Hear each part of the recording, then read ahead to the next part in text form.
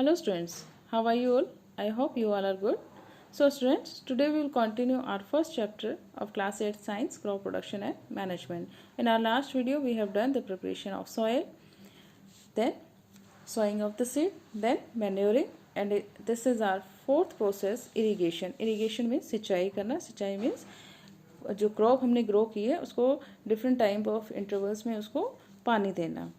So all we know that all living being need water to live. हमें जैसे जैसे हमें पता है कि सभी लिविंग ऑर्गेनिजम्स, चाहे वो प्लांट्स हैं या फिर एनिमल्स हैं, सभी को जिंदा रहने के लिए पानी की आवश्यकता होती है. Water is important for proper growth and development of flowers, fruits, seeds of the plant. जो पानी है वो किसी भी प्लांट की हेल्दी ग्रोथ और उसके फ्लावर, फ्रूट और सीड की हेल्दी ग्रोथ के लिए बहुत ज़रूरी होता है. Water is absorb by the plants roots. और जो वाटर है वो प्लांट्स में रूट्स के द्वारा एब्जॉर्ब किया जाता है. Along with water minerals and fertilisers are also absorbed. और पानी के साथ साथ पानी में जो फर्टिलाइजर्स और मिनरल्स हैं वो भी घुल के जो है प्लांट्स में पहुंचते हैं. Plant contain nearly 90% of water. Plants के अंदर जो है 90% वाटर होता है. Water is essential because germination of seed does not takes place under dry condition. जो वाटर है वो किसी भी सीड के जर्मिनेशन के लिए बहुत ज़रूरी होता है क्योंकि ड्राई कंडीशन में जो सीड है वो जर्मिनेट नहीं करती है. Nutrients dissolve in water get transported to each part of the plant. Soil के अंदर जो न्यूट्रिएंट्स होते हैं वो वाटर में डिज़ोल्व हो जाते हैं और जब इस वाटर को रूट्स एब्जॉर्ब करती हैं तो जहाँ जहाँ वाटर जाते हैं to the different parts of the plants वो वहाँ तक पहुँच जाते हैं nutrients. Water also protect the crop from both frost and hot air currents. Water है वो जो है क्रॉप को ज़्यादा सर्दियों में भी ज़्यादा ठंड से भी उसको सेव करता है और हॉट एयर के करंट से, हॉट एयर समर्स में जो हॉट एयर होती है उससे भी उसको सेव करता है. To maintain the moisture of the soil for healthy crop growth field have to be water regularly. एक क्रॉप की अच्छी ग्रोथ के लिए अच्छी मात्रा में वो उगे, अच्छी उसकी मात्रा हो, एक किसान को अच्छी मात्रा मिले उस क्रॉप की, तो उसके लिए उसको रेगुलरली उसको सॉयल को मॉइस्चर बनाने के लिए उसको रेगुलरली जो है उस फसल में पानी देना पड़ता है. The supply of water to the crop at regularly at different intervals of time is called irrigation. जो वाटर की सप्लाई है रेगुलर इंटरवल्स ऑफ टाइम पे जो क्रॉप को दी जाती है उस प्रोसेस को हम बोलते हैं irrigation. The supply of water to the crop at different intervals is called irrigation. The time and frequency of irrigation varies from crop to crop. और ये जो टाइम ऑफ इंटरवल है, जो इरिगेशन की जो प्रोसेस है वो डिपेंड करेगी कि कितनी देर के बाद किस प्लांट में कितना पानी देना है. वो डिपेंड करेगा क्रॉप टू क्रॉप कि हमने कौन सी क्रॉप ग्रो की है उस पर डिपेंड करेगा, और सॉयल टू सॉयल कि जिस सॉयल में हमने उस क्रॉप को ग्रो किया है उस सॉयल पे भी वो डिपेंड करेगा कि उस सॉयल की जो वाटर रिटेन करने की जो कैपेसिटी है वो कितनी है. और तीसरा डिपेंड करेगा सीज़न पे कि वो कौन सा सीज़न है, जैसे विंटर सीज़न है या समर सीज़न है उस पर भी डिपेंड करेगा. विंटर सीज़न में हमें जो है इरिगेशन की कम आवश्यकता होती है, लेकिन जो समर सीज़न में है उसमें हमने ज़्यादा इरिगेशन यानी कि ज़्यादा पानी देना पड़ता है. वाई इट इज़ सो, कि ऐसा क्यों है. In summer the frequency of watering is higher, कि समर्स में हमें जो है पौधों को पानी ज़्यादा क्यों देना पड़ता है. वाई इज़ इट सो, ऐसा क्यों है. Could it be due to the increased rate of evaporation of water from the soil and the leaves?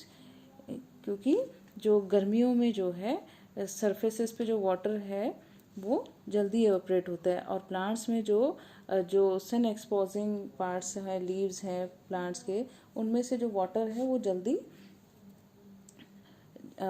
Evaporate होता है, जिसके कारण हमें शॉर्टेज हो जाती है पानी की और जिसके कारण हमें बार बार उनमें पानी देना पड़ता है. अब बूझो के माइंड में क्वेश्चन आता है, I am very careful this year about watering the plants. Last summer my plants dried up and died. अब बूझो कहता है कि इस बार जो है मैंने पूरे ध्यान रख रहा हूँ कि मेरे जो प्लांट हैं क्योंकि मैं अपने प्लांट्स का जो है अच्छे से ध्यान रख रहा हूँ, उनके पानी के बारे में अच्छे से ध्यान रख रहा हूँ, क्योंकि लास्ट टाइम समर के टाइम में जो मेरे प्लांट्स थे वो सूख गए थे, मर गए थे, डेड हो गए थे। Source of, now next is source of irrigation. Source of irrigation means, source means स्रोत। स्रोत मीन्स किसी चीज़ का कहीं से मिलना। जैसे हम खाना खाते हैं तो खाना हम क्यों खाते हैं? To get the nutrients. तो हमारे फूड का जो सोर्स है, जो हमारी एनर्जी का जो सोर्स है वो क्या है? फूड। हमें एनर्जी कहाँ से मिलती है? फूड से। तो इसी तरह से जो सोर्स है इरिगेशन, सिंचाई के जो सोर्स हैं कि पानी कहाँ से मिलेगा सिंचाई करने के लिए, उनको हम क्या बोलते हैं? Sources of irrigation. तो सोर्सेज ऑफ इरिगेशन आर, जो सोर्सेज हैं इरिगेशन के, जहाँ से हमें पानी मिलता है, जिसमें क्रॉप में जहाँ से पानी डालना है, वो कहाँ कहाँ से हम डालते हैं? वेल से, ट्यूबवेल से, पॉन्ड से, lake, river, dams and canals. So these are the sources of irrigation. यहाँ से जो है हम पानी लेके क्रॉप्स को क्या करते हैं? पहुँचाते हैं। The sources of irrigation: well, tube well, ponds, lakes, rivers, dams and canals. So these are known as the sources of irrigation. Now next we have traditional method of irrigation. Now irrigation is of two types. Irrigation is of two types: traditional methods and modern methods. Traditional methods जो हम पहले के ज़माने में जो लोग सिंचाई करने में जो मेथड्स को यूज़ करते थे, उनको हम बोलते हैं ट्रेडिशनल मेथड्स। तो देखते हैं कौन कौन से मेथड्स थे वो। तो then the water available in wells, lakes and canals is lifted up by the different methods in different region. जो वाटर था पहले के ज़माने में, या तो वो कुओं से लिया जाता है, या लेक से लिया जाता था, या नहरों से लिया जाता था। वहाँ से उसको निकाल के अलग अलग तरह से निकालने के उसमें से तरीके थे, अलग अलग जगहों में अलग अलग तरीके थे उसको निकालने के लिए। For taking it to the field, खेतों तक उस पानी को पहुँचाने के लिए वो जो मेथड्स थे वो वेरी करते थे रीजन टू रीजन। कैटल्स और human labour is used in this methods. और पानी को सिंचाई के लिए यूज़ करने के लिए कौन कौन उस टाइम कौन यूज़ होता था? या तो कैटल्स यूज़ होते थे या फिर human. So these methods are cheaper. तो इसमें जो है ये बहुत सस्ते मेथड थे, और इनमें जो है इकोनॉमिक वे थे ये, और इनमें जो है उनका कोई खर्चा नहीं होता था। So these methods are cheaper but less efficient. लेकिन लेस, ये जो है एफिशिएंट नहीं थे, इनमें बहुत ज़्यादा मेहनत लगती थी। The various traditional ways are, अब हम देखते हैं कि कौन कौन से वो ट्रेडिशनल वेज थे। सो फर्स्ट इज मोट पुली system, this is called the मोट pulley system, and second was chain pump. So here we have moat pulley system. See here we have a pulley. See, this is a pulley. So this farmer tied this bucket with this rope, and from this side it यहाँ से इसको खींचेगा, और यहाँ से जो है well से जो है पानी बाहर आएगा, और ये जो है इसको जो बकेट है इसको पकड़ के यहाँ से पानी डालता है, और यहाँ से जो है ये जो पानी है पूरे खेत में पहुँचाता था। तो इसको, इस प्रोसेस को करने में उसको बहुत ज़्यादा टाइम लगता था। So this is called the मोट मेथड और पुली system. Now second method is the chain pump. Now see here, this is called the chain system. In chain system, see here, यहाँ पे एक पुली है जिसको यहाँ से टाइप किया हुआ है। अब ये जो पुली है, यहाँ से ये बकेट है, this bucket draw the water from, ये जो बकेट है यहाँ से पानी को निकालती है, और ये जो रोप है इसको खींचती है जिसको यहाँ टाई किया हुआ है, और जैसे ये रोप से पानी बाहर आएगा इसके थ्रू ये जो है यहाँ से इस रास्ते से पूरे खेत में इस पानी को पहुँचाया जाता था। तो इसको हम बोलते हैं chain pump. Now dhekli was the another method, traditional method. In dhekli method, one side, see the log of wood, one side tied with a heavy weight, and here a bucket is hang in this log of wood. See, तो यहाँ से जब पानी आता था वो अपने hand में बकेट लेके इसको सारा दिन जो है ट्रांसपोर्ट करता रहता था खेत में. So this was the third method, dhekli. Now we have fourth method, rahat method. So This was the more convenient method on these days. Now you have noticed that in these three methods man was pulling the water.